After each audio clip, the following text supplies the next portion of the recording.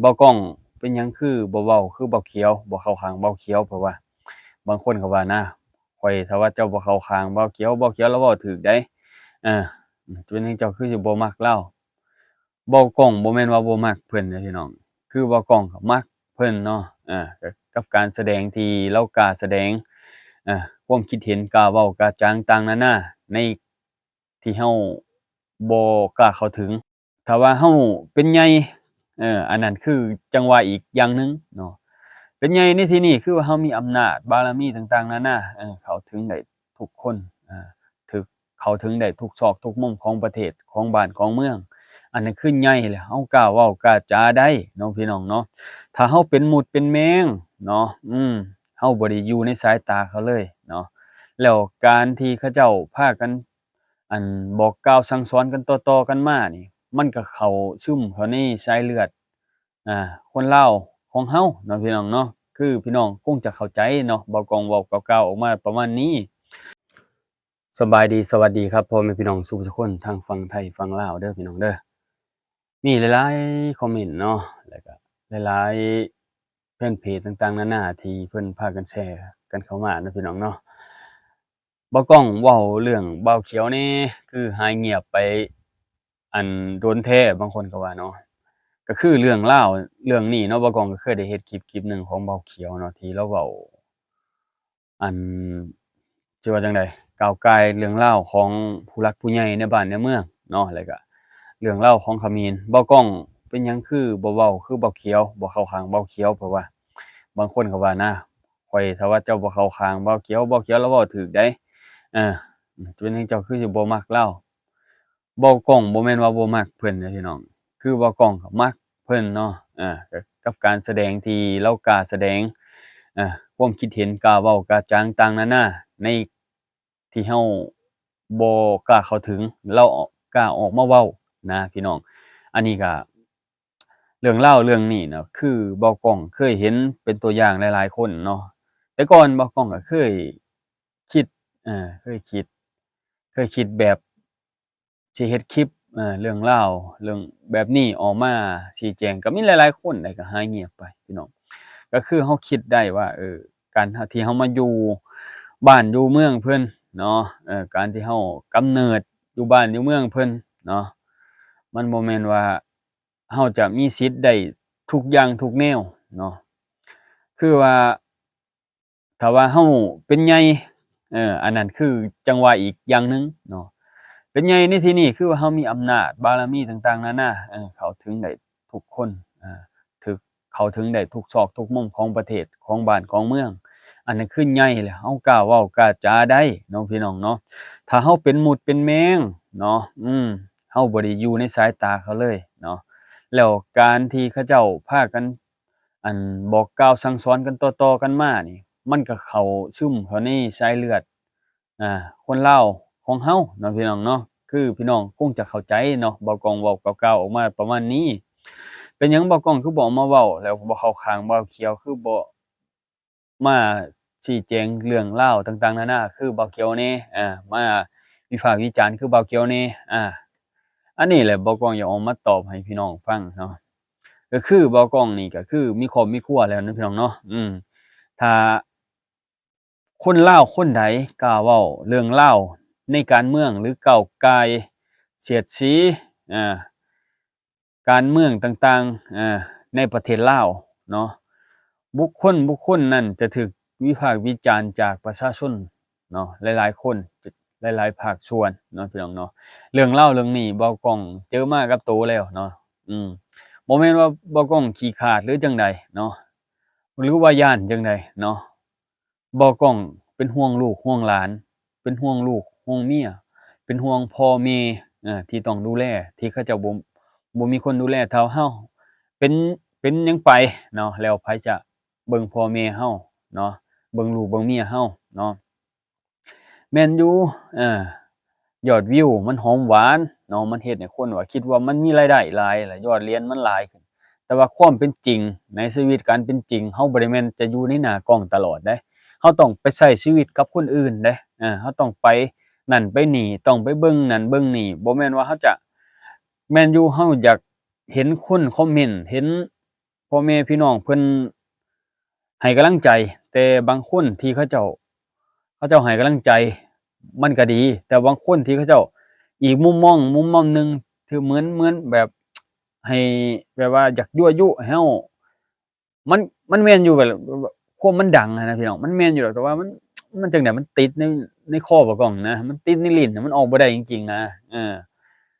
เรื่องเงินเรื่องคำนี่แหละพี่น้องเอ้ยนี่แหละพี่น้อง ถ้าเราเว้าออกไปน่ะมันผิดไปเบิดเนาะคือว่าระบบการปกครองต่างๆนานาเรามันก็เราก้าวก่ายให้เพิ่นบ่ได้เนาะก็คือเรามาอยู่บ้านเพิ่นเมืองเพิ่นเนาะพี่น้องเราเกิดอยู่นี้นะไผสิบ่อยากเว้าแม่นบ่พี่น้องแต่เราต้องเว้าเรื่อง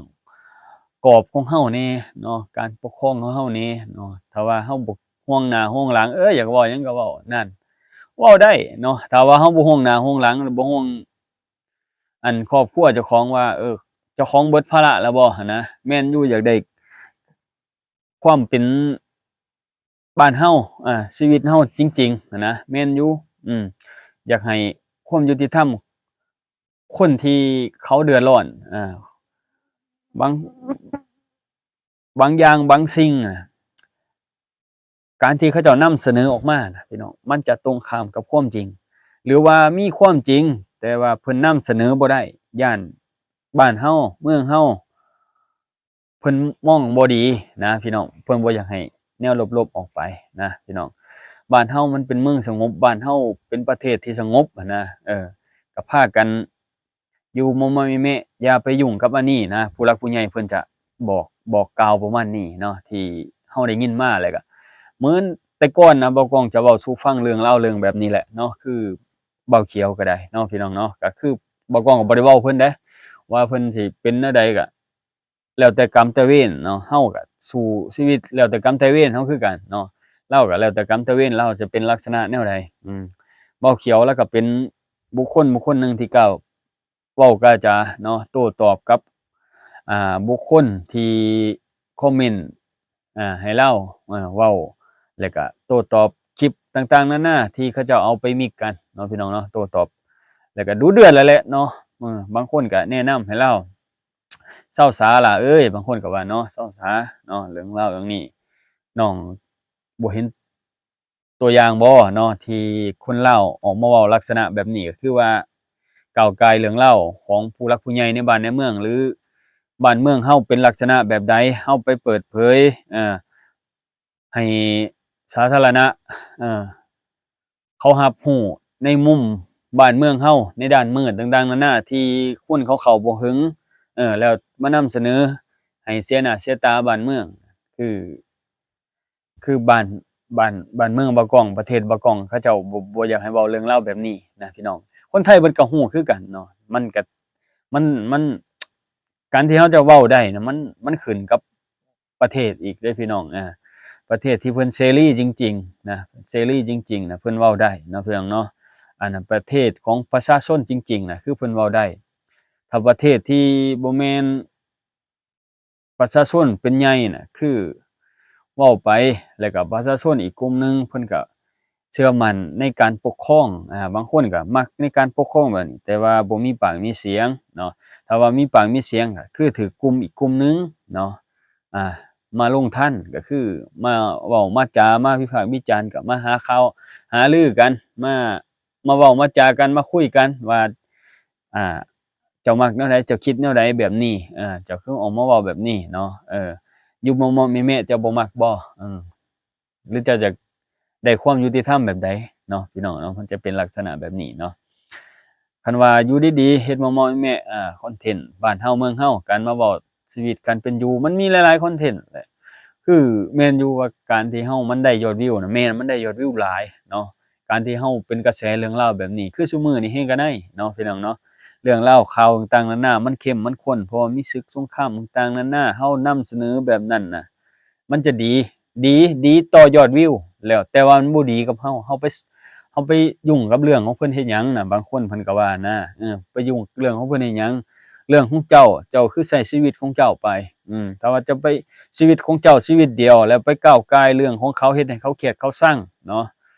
บางคนก็ว่ามันบ่เจริญในแบบนั้น มันกินบ่ยาวนานมันพบปะคนบ่ได้บางคนก็ว่าได้นะพี่น้องแม่นบ่พี่น้องมันคบปะคนบ่ได้สมมุติเจ้าอยากมีญาติพี่น้องสมมุติ FC อยากมาเล่นมาหาเจ้าสมมุติแต่ว่าเจ้าก็ระแวงเขาสิมารูปแบบใดบ่เพราะว่ากูก็ไปเว้าไปว่าให้เขาหลายแม่นเขาสิเครียดสิชังให้กูบ่จักว่านั่นสิเป็นลักษณะแบบนั้นถ้าเฮาเฮ็ดอ่า อันแบบเรียวๆแบบบ้านเฮาเมืองเฮานะชีวิตการเป็นอยู่ต่างๆนานาถ้าคนมักเพิ่นก็สิมักตั่วเนาะพี่น้องเนาะคันว่าเพิ่นบ่มักเพิ่นก็บ่เบิ่งเฮาถ้าว่าเพิ่นมักเพิ่นก็เบิ่งเฮาเนาะพี่น้องเนาะสมมุตินี่เบากล้องสมมุตินี่ยูทูบสายหนึ่งสายหาอยู่หากินนี่คือพ่อบ้านดงเบาเฮียงแม่นสายพานสายล่าต่างๆนานาสายเล่นสายเที่ยวอันนี้คือมักเบิ่งเนาะพี่น้องหลายๆคนไทยเพิ่นก็มักเบิ่งอยากเบิ่งวิถีชีวิตเฮาในตามชนบทต่างๆนานาการเป็นอยู่ลักษณะแบบใดเนาะคล้ายๆคือบ้านเฮาเมืองเฮาแต่ก่อนแต่กี้บ่เพิ่นก็ว่าเนาะคือพ่อแม่พี่น้องทางไทยก็ได้ FC หลายๆคนเนาะคือเพิ่นก็เอ็นดูฮักแพงแบบนั้นเนาะพี่น้องเนาะบ่กล้องเห็นบ่กล้องก็ยังมักเบิ่งเนาะการเข้าถึงของคนก็มีหลายเนาะพี่น้องเนาะแล้วเพิ่นก็มีฐานแฟนคลับ FC ต่างๆนานาหลายเนาะพ่อแม่พี่น้องหลายๆคนก็ฮักแพงเพิ่นเนาะเป็นหยังมาเพิ่นก็อุ้มเพิ่นก็สู้เพิ่นก็ซอยเนาะพี่น้องเนาะนี่แหละ คนที่เพิ่นเฮ็ดตรงไปตรงมาตอนแรกมันอาจสิยังบ่มีคนรู้จักเราเนาะพี่น้องเนาะคือบ่กล้องตอนแรกอะบ่มีคนรู้จักเราก็รู้จักแบบใดรู้จักมาในสายที่แบบตัวตนเราแท้จริงแต่ว่าในการที่เรามาใช้ชีวิตในสิ่งแวดล้อมในการความที่มันเป็นจริงนะความเป็นจริงหั้นนะพี่น้องมันบ่แม่นกับการที่เราออกมาเว้านั่นเนาะพี่น้องเนาะการที่เราออกมาเว้าน่ะมันคือความเป็น